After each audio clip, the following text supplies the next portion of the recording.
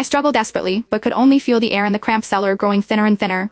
Pounding on the cellar door, I begged my brothers over and over to let me out. But my brothers only looked at me coldly, angrily saying, "What are you yelling about? This is all your own fault. If it weren't for you, why would Lily be suffering from such a bad allergic reaction? We've clearly been too nice to you, that's why you keep bullying and tormenting Lily. Just stay in there and think about what you've done."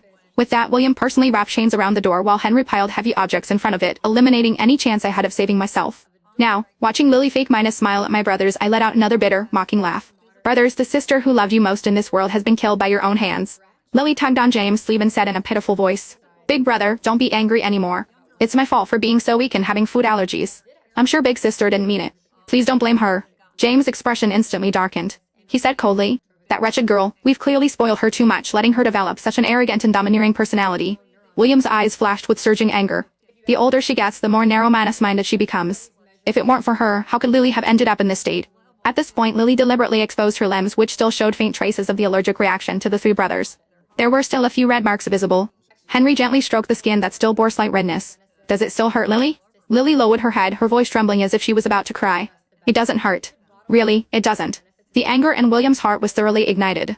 He shouted furiously, "If we got into the hospital any later, it could have been life-threatening for Lily. And after all these days she hasn't even sent a single message. She truly shows no remorse at all." James spoke with even greater fury.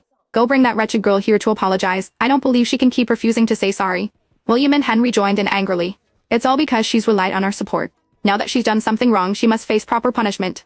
They turned to the servants and thundered, "What are you all standing around for? Hurry up and bring that ungrateful brat here.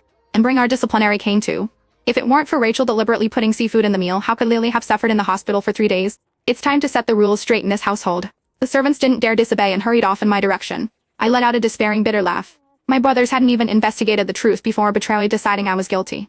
3 days ago, Lily said she was hungry, so I wanted to do something nice and cook for her. She even gave me a small packet of seasonings, saying she wanted to eat that. I tasted it and it seemed like normal seasoning. Who could have known it contained her allergen? James is supposed to be a business genius, yet he couldn't even see through such an obvious ploy for attention. If that's not favoritism, what is? In my brothers' hearts, I would never be as important as stepsister Lily. I felt increasingly desolate. But it didn't matter anymore. I had already died in that cellar. Now my brothers could give all their love and favor to Lily. "Young master, we've been calling Miss Rachel for a long time, but there's been no response at all. We can't hear any breathing from inside." James frowned deeply, stood up abruptly, his face cold with anger. "What new game is that wretched girl playing now? Does she think it's beneath her dignity to apologize to Lily? Does she still not understand that she nearly killed you this time?" Lily tugged on James' sleeve again and said sadly, "Big brother, it's okay. I'm just an orphan. I don't deserve to have big sister apologize to me."